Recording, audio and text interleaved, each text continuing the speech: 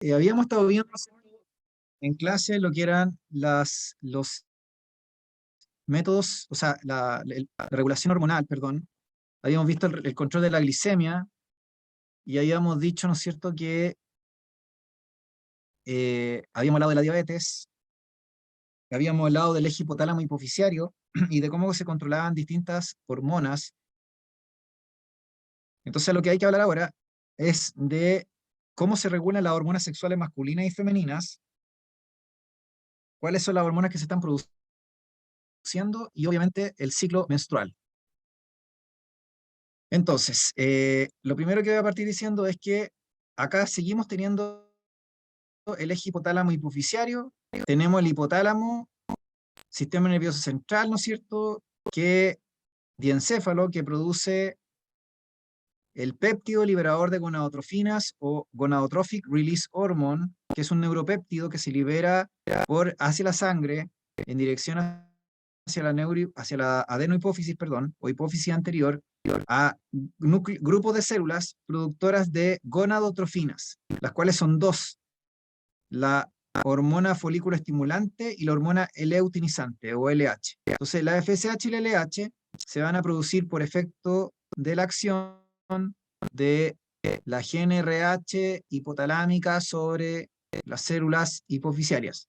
Estas células tienen receptores de membrana que van a detectar esta hormona y van a estimular la producción de FSH y LH.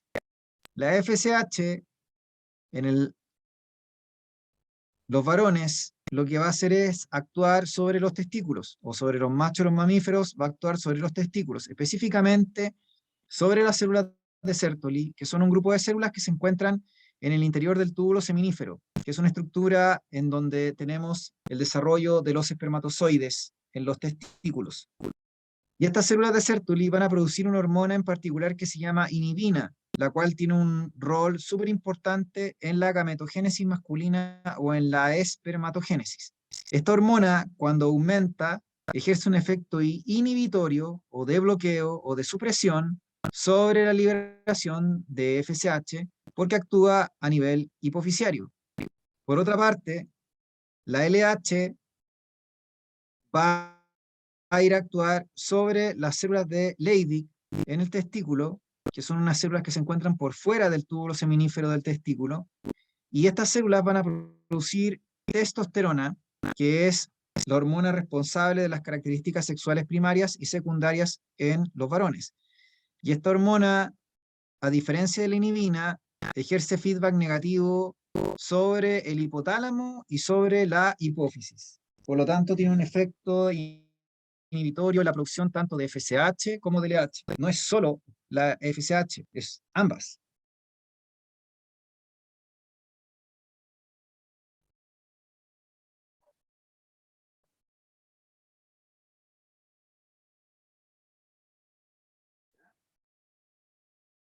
Entonces, como les decía anteriormente, las preguntas, por ejemplo, que se hacían históricamente en estos contextos era como preguntar qué pasaba si ustedes incrementaban o inyectaban, por ejemplo, a un animal una sobredosis de inhibina, a un macho, no sé, un ratón macho, por ejemplo,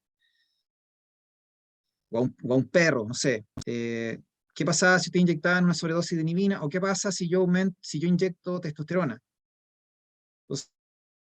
Entonces, ahí tenemos claramente que el efecto que se va a producir va a ser distinto, porque uno suprime todas las gonadotrofinas, en cambio la otra solo suprime la FSH.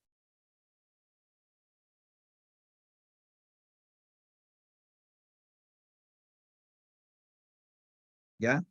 Entonces, es importante entender esa diferencia. La otra cosa que también se preguntaba históricamente era, ¿qué pasa si ustedes retiran, qué pasa si ustedes retiran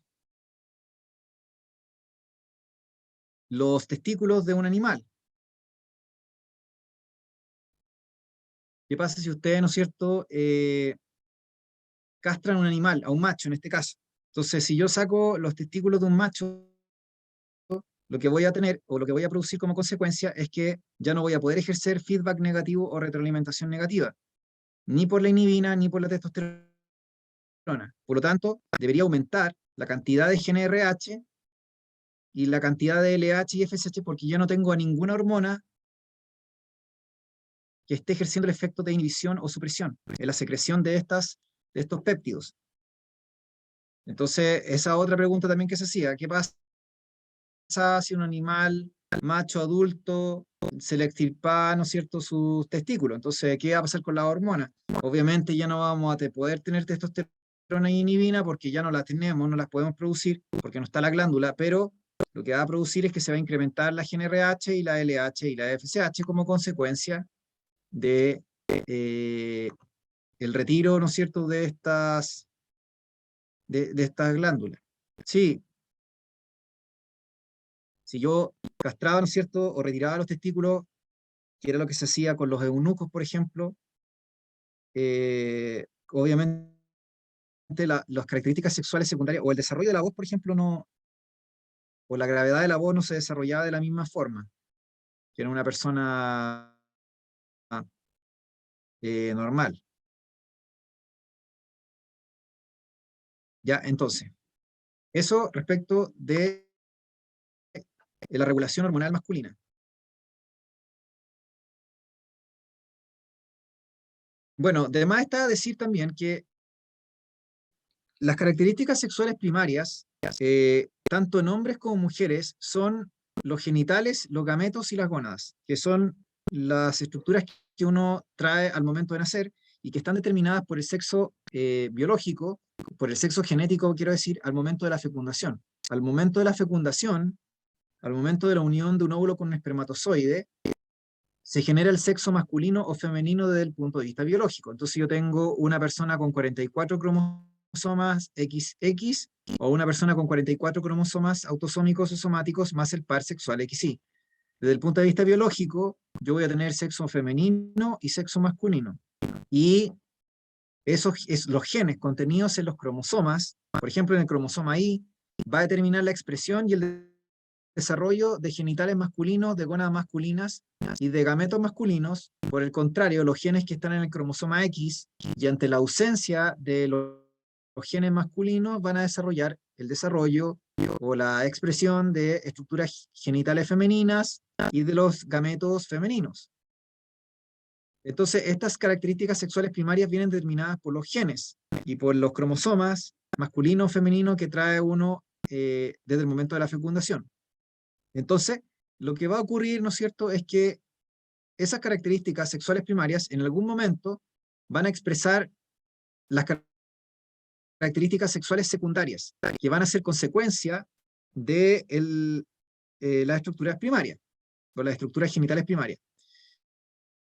Entonces, por ejemplo, el hecho de tener testículos, por ejemplo, va a determinar que en la pubertad comiencen a producirse esteroides sexuales masculinos, testosterona, inhibina, que comience la gametogénesis masculina, la formación de espermatozoides, y obviamente la testosterona liberada a la sangre va a empezar a fomentar el desarrollo de características sexuales secundarias, que por ejemplo son el desarrollo y crecimiento de los genitales masculinos internos y externos, las glándulas anexas, la próstata, las vesículas seminales.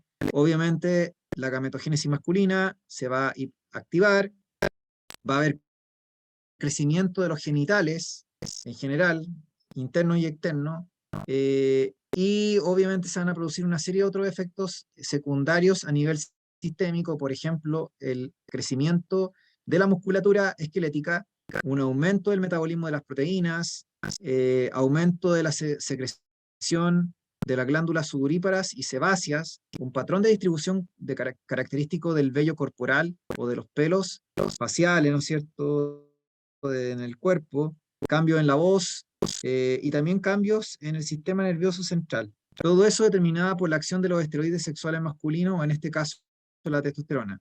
Y a todo esto, es una hormona que no solamente se produce en la pubertad.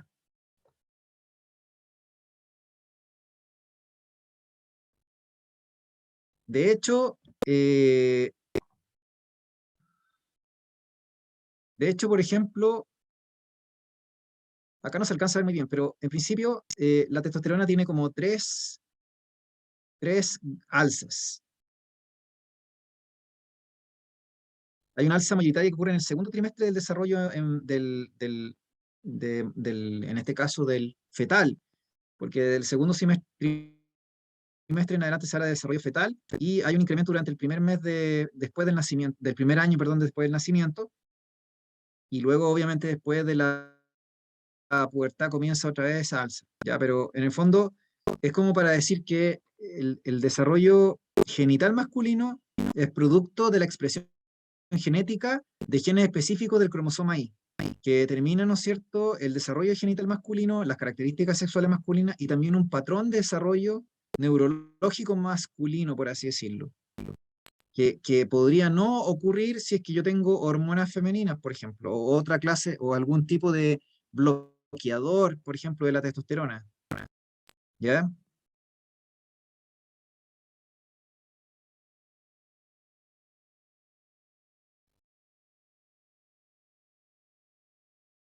Entonces, es como la típica explicación o lo que se estaba buscando explicar de cómo era que se daba la diferencia entre sexos biológicos, obviamente, porque ustedes hoy día tienen una gran confusión respecto a esto de los sexos por la teoría de género, básicamente, y todo lo que se discute respecto de las categorías no binarias, género fluido y todo lo demás, ya que es una teoría, ¿no es cierto? O más bien una ideología que no tiene nada que ver con la biología, ¿entiendes? Entonces yo estoy hablando aquí desde el punto de vista biológico. Ya estamos hablando aquí de los cromosomas sexuales, de las hormonas sexuales determinadas por los genes de los cromosomas sexuales, desde el punto de vista biológico, ¿ya? Y no estamos hablando de otros tipos de aspectos, ya que en el fondo igual se puede mencionar y que tienen también que ver mucho con lo que, por ejemplo, en esos estudios que se hacían hacia la década del 80, así hace como 50 años atrás, también lo que se buscaba era explicar acerca de la origen o la explicación biológica de, por ejemplo, el homosexualismo, que hace muchas décadas atrás, acuérdense que estaba clasificado como una patología mental en el manual de psiquiatría médico. ¿Se entiende? Entonces, en el fondo, si ustedes se fijan, eh, había un cambio un poco en la percepción, pero sin embargo aquí yo estoy hablando de los hechos biológicos, por así decirlo, o los hechos factuales principalmente que tienen que ver con la biología y no con una teoría social, ¿se entiende? O socio o constructivista social. Esa cuestión es como más humanidades, ¿entienden?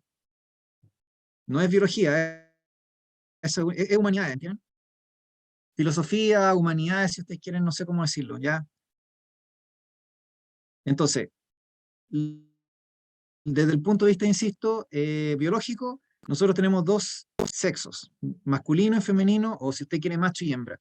Vienen determinados por los cromosomas sexuales y el rol de las hormonas sexuales durante el desarrollo intrauterino determina una progresión de sucesos y hechos que va a tener no sé, su expresión final en la pubertad y finalmente en la adolescencia y obviamente en la vida adulta, ¿sí? Pero es porque ocurrió una serie de pasos previos que partieron desde el momento de la fecundación. Entonces, claro, la testosterona en el fondo no es que apareció mágicamente en la pubertad y se desarrollaron, ¿no es cierto?, no sé, las características sexuales secundarias, sino que en el fondo esto viene de mucho antes, porque ya les dije que la testosterona fue la responsable de la síntesis de los genitales masculinos, de un patrón de desarrollo neural del cerebro, que el cerebro masculino es diferente, o el cerebro de los machos es diferente al cerebro de las hembras. Entonces no puedo decir yo que el cerebro femenino es igual que el masculino, porque no es así. O sea, es que no puedo decir eso, ¿se entiende? Desde el punto de vista de la biología, la igualdad no existe. Desde el punto de vista de la biología. O sea, de hecho, ni siquiera la igualdad entre sexos o entre género, o como quiera decirlo. No existe la igualdad si ese concepto no existe. Si usted quiere, podemos hablar de equidad, pero no de igualdad. Entonces, usted me dice, bueno, ¿por qué no podemos hablar de eso? Porque si no estamos hablando de socialismo, chiquillos, estamos hablando de teorías filosóficas, ¿ya? Entonces, hay que tratar de no confundirse, porque hoy día les tratan de meter el dedo en la boca de distintas maneras y hay que tratar de ser siempre atingente a los hechos y digamos que todo lo que tiene que ver como más teórico y esa cuestión la van a ver en la universidad, dependiendo de lo que estudien, obviamente, ¿ya? Eh, sí, pues sí, es que es así, lamentablemente es así, chiquillos, sí. se supone que la universidad, miren, yo les voy a decir una cosa. Es importante que ustedes desarrollen el pensamiento crítico, ¿ya? El pensamiento crítico a ustedes lo hace ser independientes. No porque venga alguien de derecha, ustedes les van a creer que el mercado es la solución a todos los problemas, o porque venga un comunista, o alguien de izquierda, o un socialista, ustedes les van a creer que el socialismo o el comunismo es la solución a todos los problemas. Porque es ridículo, pues chiquillos. Uno tiene que basarse en hechos y en actos, y no en discursos. Por eso es que hoy día hay que tener mucho cuidado con lo que viene con la gente. Entonces, hay que tener mucho cuidado con lo que se dice, que la equidad y que la igualdad, ¿no es cierto? Y que la inclusión y todo lo demás, ¿ya? Hay que tener mucho cuidado con lo que se dice. Uno tiene que analizar todo ese tipo de posturas con pensamiento crítico, obviamente. Es como cuando vienen con cosas en política y uno tiene que ser capaz de filtrar también en relación a la realidad, ¿ya? Y también, ¿no es cierto?, buscando el origen de las cosas que me están diciendo. Porque uno puede venir con muchas cosas, pero uno, insisto, tiene que preguntarse, ¿de dónde viene esta idea, esta imagen, este pensamiento, esta forma de ver la realidad o esta forma de ver el mundo? Y obviamente es importante que ustedes sean autónomos en ese sentido, ¿ya?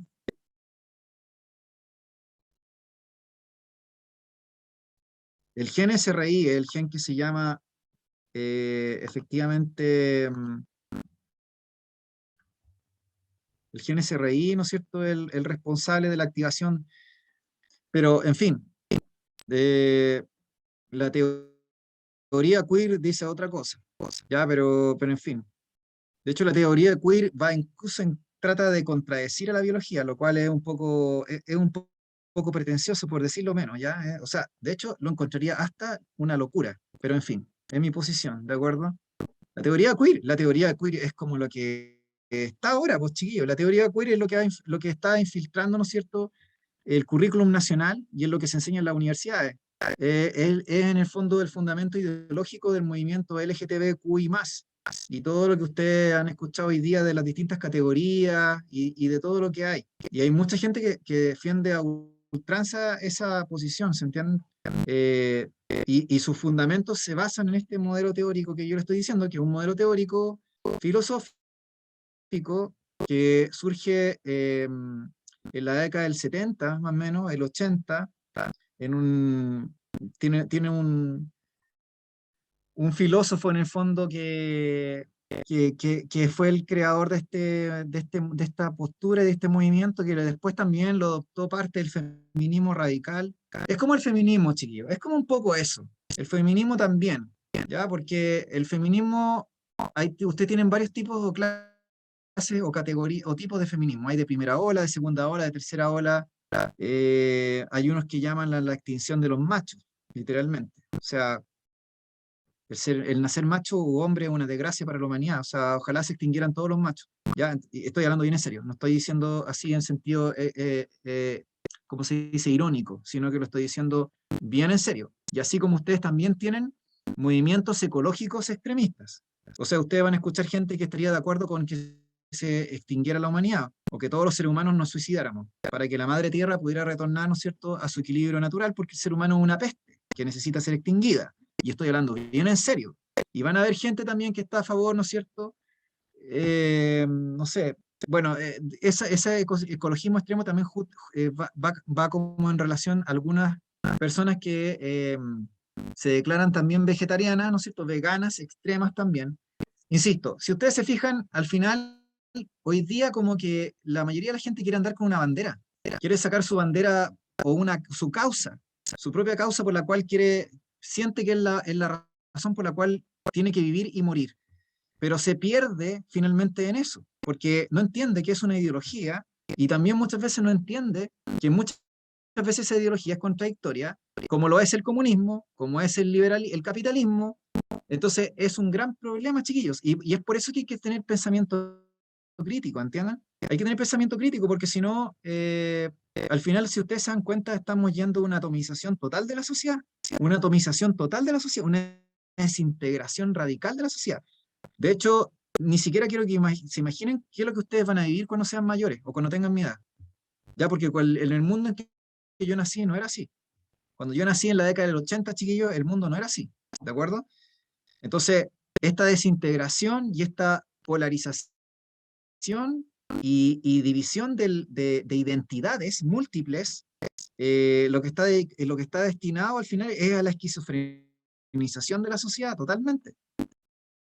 A un mundo de locos, ¿entienden? Y donde cada cual vive como cooptado por su propia ideología particular, y todos los demás son enemigos, ¿entienden? Entonces el macho, la feminista radical, el heteropatriarcal, ¿no es cierto? El género binario, no binario, el fluido, no sé qué, luego acá, ¿no es cierto? El comunista, ¿cómo se llama? ¿Cómo se llama? El fascista y el... Entonces, por eso les digo, es como súper difícil, y en ese mundo atomizado y fragmentado, ustedes conocen el lema, divide y vencerás. ¿Saben a quién le conviene esto, supongo? Me imagino. ¿O quién está orquestando esto? Divide y vencerás. Dividiendo la chusma y manteniendo la chusma dividida, ¿no es cierto? E ignorante. Exacto, exacto. Los mismos promotores de toda esta ideología y estos movimientos, donde se facturan millones de dólares a distintas organizaciones y entidades, con plata fresca que entra, ¿no es cierto?, en pro de la democracia, los derechos humanos, ¿no es cierto?, las diversidades sexuales, no sé, la diversidad educativa, los pueblos, el indigenismo, no sé, lo que ustedes quieran, bajo aparentemente buenas intenciones y buenas organizaciones, hay detrás tentáculos y gente que no le importa un pepino, le importa un pepino en las personas. Simplemente lo que interesan es fragmentar la sociedad para luego tenerlos todos contra todos, fragmentados, y que no sean capaces de reconocer el verdadero enemigo. El verdadero enemigo no lo ven. El verdadero enemigo no es el vecino, ni el abuelo, ni el macho, ni el heteropatriarcal, no sé, ni el cura, ya no sé quién puede decir, o los profesores, o no sé quién. El verdadero enemigo es otro, y ese enemigo está ahí, atrás, muerto de la risa, que se peleen estos nomás. Pero en fin, chiquillos, por eso es que tienen que despertar, ¿ya?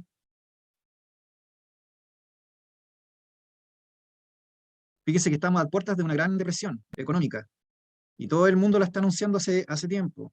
Usted no sé si se han visto cómo han subido los alimentos en los últimos meses. El objetivo, ustedes saben cuál es, ¿o no? Reventar a la clase trabajadora. La van a reventar, y a la clase media. Así, la van a hacer pedazos, la van a reventar completamente. Y no solamente, fíjense que no solamente desde el punto de vista económico, chiquillos, primero también en la salud mental. O sea, en el fondo, tener a la población enferma, disgregada, separada y pobre. Así es, pues, chiquillos. Sí, sí. En el fondo, imagínense, hace 10 años atrás, cualquiera que hubiera empezado a decir esto, le hubieran dicho, está loco, ese es un conspiranoico apocalíptico, ¿no es cierto? Eh, no sé, está hablando aquí como de no sé qué cosa, está loco. No sé, hace 20 o 30 años atrás. Y había mucha gente que estaba diciendo esto hace mucho tiempo atrás. Entonces, los famosos conspiranoicos cada vez tienen más peso, o sea, cada vez son más, en el fondo tenían más razón, en el fondo. Pero no hay que ser de conspiraciones para darse cuenta cómo van las cosas, pues, chiquillos.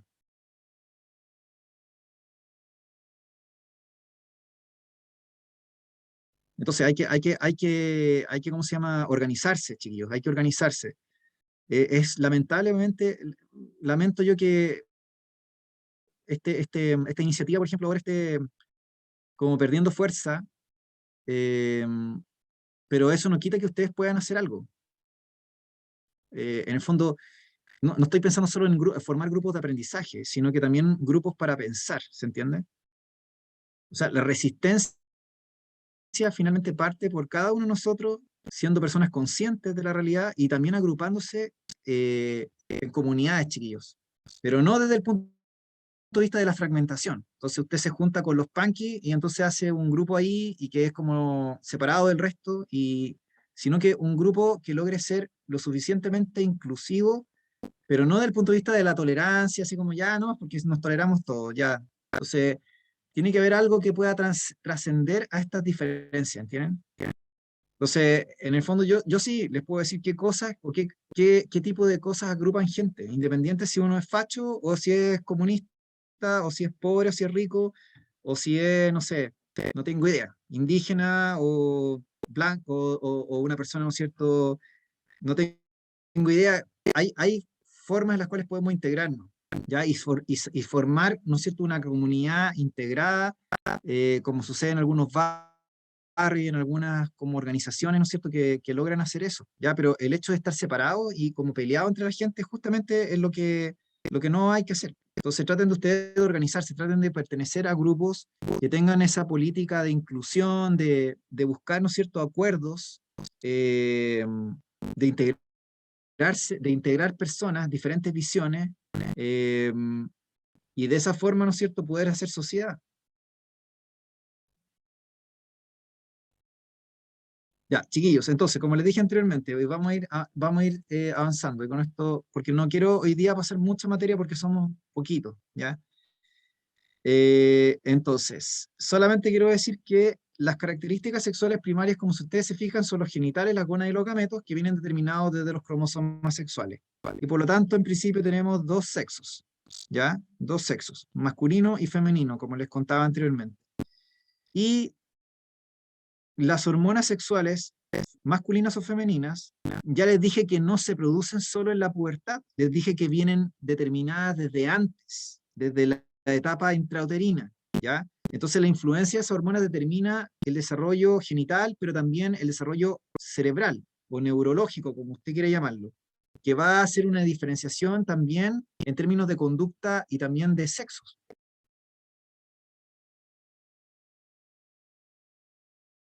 Entonces, si ustedes se fijan, yo tengo como características sexuales secundarias en las mujeres, por ejemplo, si en los varones yo les dije que se producía modificación de la voz, aumento del vello corporal y un patrón característicamente masculino, aumento de las glándulas sudoríparas y sebáceas, aumento de la musculatura musculoesquelética y del metabolismo de las proteínas, yo también veo acá en las mujeres, por ejemplo, que hay un aumento en las glándulas, en el tamaño de las glándulas mamarias, hay cambios en los huesos, por ejemplo, en las caderas, se ensanchan las caderas, hay un patrón de distribución corporal característico que es distinto a como ocurría en los hombres, donde se tiende a depositar grasa, fundamentalmente en ciertas zonas específicas, en mayor proporción.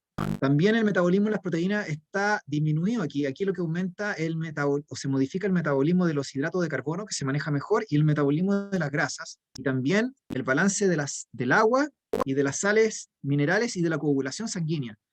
Porque la coagulación de la sangre en las mujeres no va a ser igual que la de los varones, y el manejo del agua también va a ser distinto. Y también cambios neurológicos. Entonces, todo esto, junto con el crecimiento de los genitales, van a ser características sexuales secundarias. Y estas aparecen a partir de la pubertad, obviamente, y van a continuar por la adolescencia y la vida adulta, determinada por los estrógenos, en el caso de las mujeres, porque así como la testosterona determinaba las características sexuales primarias y secundarias en los varones, los estrógenos determinan las características primarias y secundarias en las mujeres. Existen características comunes también secundarias a ambos sexos, que son el cierre de los cartílagos de crecimiento, el crecimiento de vello en axilas y pubis, y el crecimiento obviamente genital y la gametogénesis tanto femenina como masculina que obviamente comienzan de manera activa en la pubertad en adelante. ¿Ya? Entonces, esas características serían características como generales para todos los seres humanos, pero las que ya les mencioné recién, dependiendo si es macho o hembra, o en este caso hombre o mujer, íbamos a tener diferencias específicas. Por ejemplo, acá me mencionan depósito de grasa en glúteos, o sea, las nalgas, y en los mulos, o sea, la parte superior de las piernas, o el crecimiento o desarrollo de las glándulas mamarias, ¿ya? El ensanchamiento de las caderas tiene que ver con el canal del parto, porque de manera natural se supone que van a ser el bebé y tienen que pasar por un espacio antes de la invención de la cesárea, ¿entienden? Entonces, hay ahí un tema que tiene que ver con la biología evolutiva y con el momento del parto. después del embarazo. Entonces, si ustedes se fijan, una cadera estrecha, no, evolutivamente hablando, provoca efectos negativos y aumenta la mortalidad infantil o la mortalidad de la madre, mientras que el ensanchamiento de las caderas tiene partos más exitosos y la posibilidad de que la madre y el bebé sobrevivan, obviamente. Ya, entonces, para ir avanzando, yo les conté recién que el mecanismo de retroalimentación negativa o feedback en los hombres era a través del hipotálamo que actúa sobre la hipófisis y sobre el testículo. Y les dije que ahí estaba operando la GNRH, el péptido liberador de gonadotrofinas hipotalámico, que actuaba, ¿no es cierto?, sobre la hipófisis para estimular la producción de LH y FSH, que eran las gonadotrofinas hipofisiarias. En el caso de los hombres, la FSH actuaba sobre las células de Sertoli para producir inhibina y la LH actuaba sobre las células de Leydig para producir testosterona. Pero acá en el caso femenino, la FSH actúa sobre el folículo ovárico, y la LH actúa sobre el cuerpo lúteo, Entonces la FSH actúa sobre el folículo para producir estrógenos, mientras que la LH actúa sobre el cuerpo lúteo para producir progesterona. Los estrógenos actúan por feedback negativo sobre la hipófisis o la adenohipófisis, mientras que la progesterona actúa por feedback negativo tanto sobre el hipotálamo como sobre la hipófisis. O sea que sería similar a la testosterona en la forma de inhibir o de suprimir o de ejercer retroalimentación negativa tanto a nivel hipotalámico como a nivel hipofisiario. Porque si yo le administro progesterona a una hembra de mamífero, suprimo todo el sistema. Así como a un macho, si le doy una sobredosis de testosterona, también suprimo el sistema. Así que son parecidas. No así con los estrógenos, ni así con la inhibina. ¿Se entiende? No sé si se entendió, chiquillo. Ya con esto voy a ir terminando, chiquillos.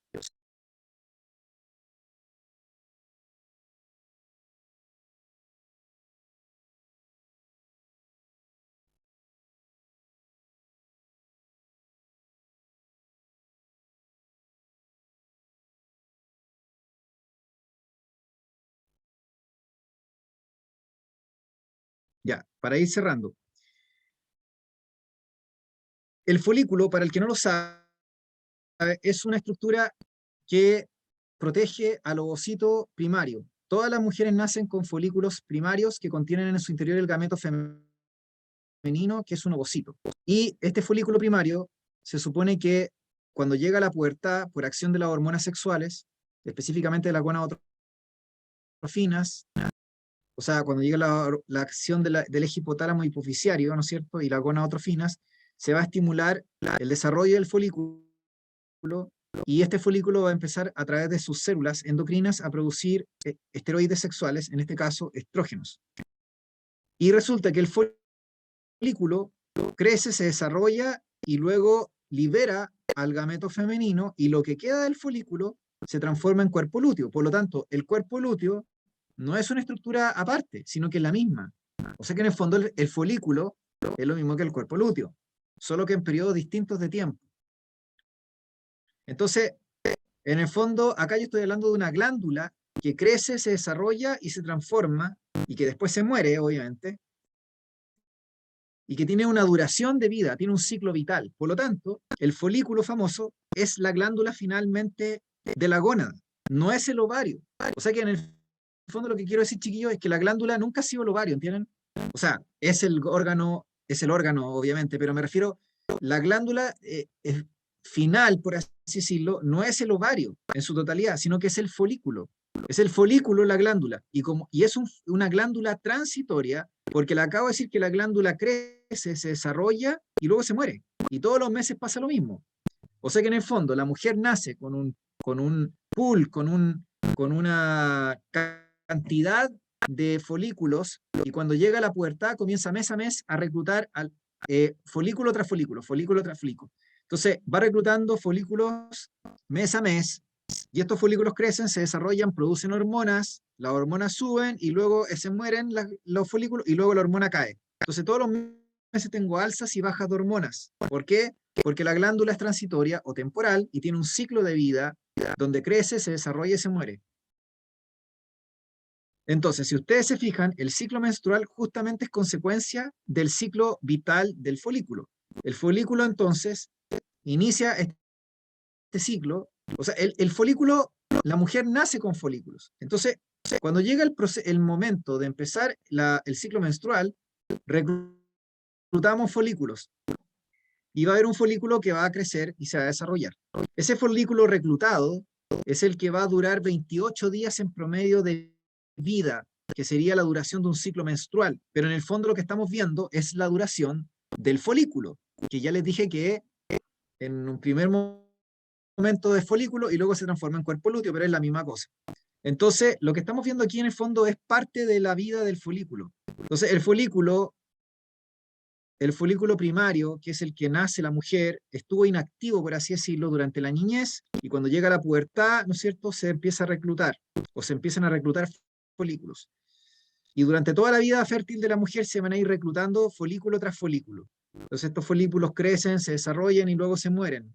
Y cuando se murió uno, reclutamos al siguiente. Y después se muere y reclutamos al siguiente. Y así vamos siempre reclutando folículo tras folículo, con un ciclo de duración de 28 días. En realidad no es correcto que diga que la duración del folículo fue 28 días porque comprenderán que depende en qué momento se reclutó el folículo, porque si yo tengo una niña que comenzó su primera menstruación a los 11 años, el folículo que se reclutó el primero va a ser a los 11, ¿no es cierto? Pero esta niña va a seguir menstruando hasta que tenga 45 años o 50, así que le dura más la menstruación, hasta la menopausia en el fondo. Por lo tanto, si ustedes se fijan, yo puedo tener un folículo que se reclutó a los 11 años, pero también puedo tener uno que entró en este ciclo a los 45 años. Entonces, al final, si ustedes se fijan, un folículo estuvo 11 años y luego hizo este ciclo corto, y había otro, en cambio, que hizo 45 años, estuvo ahí en stand-by y luego hace este proceso. Ya, entonces, el folículo, como les dije, en teoría, después de que se recluta, tiene 28 días de proceso, por así decirlo, hasta que se muere el folículo. Y literalmente se muere, no estoy diciendo que queda ahí, sino que literalmente se muere, ¿ya? Su destino es la muerte. Entonces, el folículo parte, ¿no es cierto?, desarrollándose, luego libera el óvulo, o el ovocito secundario en este caso, y luego continúa como cuerpo lúteo. La duración de cuerpo lúteo es la única que está clara, que dura 14 días o 2 semanas. En cambio, la preovulatoria, la fase antes de la ovulación o la etapa folicular, no está clara cuánto dura. Depende de la mujer y de muchos factores. Por lo tanto, en principio, vamos a decir que este ciclo, cada vez que se recluta un folículo, vamos a decir que en principio debería durar 28 días aproximadamente.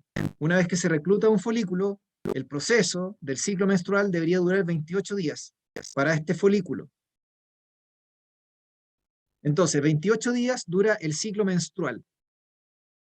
Y en el fondo está reflejando estos últimos etapas del folículo. 28 días. Si ustedes se fijan, se divide en dos etapas, preovulatoria y posovulatoria. La preovulatoria tiene duración variable y la posovulatoria dura 14 días, o sea, 2 semanas. Y la menstruación corresponde a los días de flujo menstrual con sangrado, donde se desprende parte de la mucosa del endometrio del cuello del útero. Por lo tanto, yo tengo aquí que cada ciclo menstrual es el periodo transcurrido entre flujos. Por lo tanto, lo que me marca un periodo del otro es el inicio del flujo, que dura aproximadamente 4 o 5 días. Entonces, no confundan menstruación con ovulación, que son cosas completamente diferentes. Y la menstruación, como les dije, es lo que me permite identificar el inicio del ciclo menstrual o de cada ciclo menstrual. Y también el término, porque yo sé que cuando ya comienza un flujo siguiente es porque ya terminó el anterior. Entonces, si ustedes se fijan, si yo tengo un ciclo que duró 28 días, yo me doy cuenta de que la ovulación ocurrió mirando hacia el pasado, el día 14, porque 28 menos 14 me da 14. Pero si a mí me dicen que una mujer han transcurrido 30 días entre un flujo que tuvo un mes y el siguiente, yo sé que ese ciclo menstrual duró 30 días. Si a mí me preguntan, oiga, pero ¿cuándo ocurrió el día de la ovulación? Yo lo que voy a hacer es que estos 30 días le voy a descontar 14. Y voy a obtener que el día 16 fue el día en donde hubo, ¿no es cierto?, la ovulación. ¿Por qué? Porque sé que la parte final de este proceso del folículo, cuando ya están como cuerpo lúteo, duró 14 días. Si a mí me dicen al contrario, que el ciclo menstrual duró 22 días, o sea que fue mucho más corto, entonces yo sé que si hubieron 22 días entre flujos para una mujer X, yo sé que el día de la ovulación en esa mujer es 22 menos 14. ¿Por qué? Porque yo sé que lo que duró ese ciclo, hay una parte que siempre es fija, perdón, que es la fase posovulatoria que dura 14 días. Por lo tanto, si duró 22 días su ciclo menstrual, el día de la ovulación ocurrió el día 8. ¿Se entiende, chiquillos?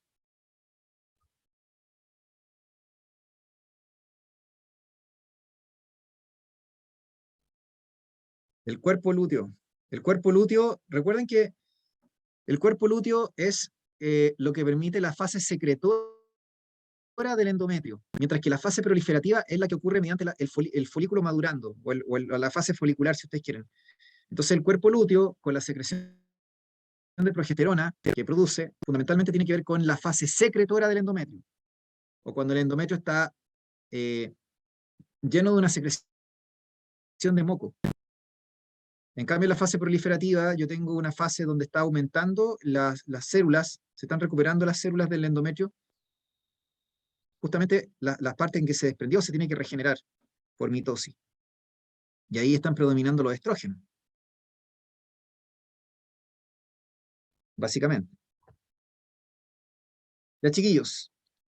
Entonces, no sé si tienen duda o consulta, lo vamos a dejar hasta aquí. Espérense.